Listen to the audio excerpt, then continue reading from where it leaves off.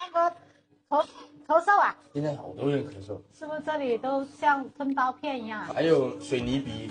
那今天必须教你整一个简单又方便的，喝了马上就见效，这里舒服了。现在好多人咳，是不是？嗯，对。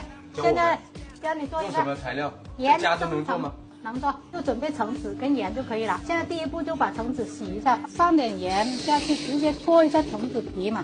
这么出众的功夫还是你来吧，是吧？啊，肯定我来。用盐把表面的脏东西搓掉啊。只要过一下水，然后拿去切，把这个头尾去一下啊。头可以切多一点，尾巴去一点点就可以了。尾巴去一点是为了可以放平它嘛。现在就用筷子来戳一些小洞。戳一些洞的话，它这个盐就容易吸收一点嘛，直接放点盐上去。那用手抹一下它。抹一下。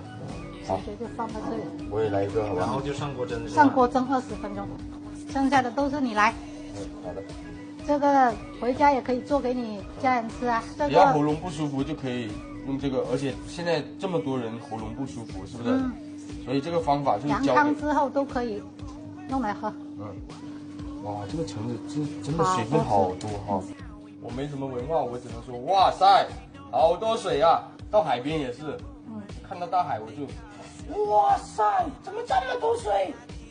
大海啊，全是水。山沟沟出来的，没见过大海啊？不是，是没文化。没文化真可怕啊！把它放到托盘里面去。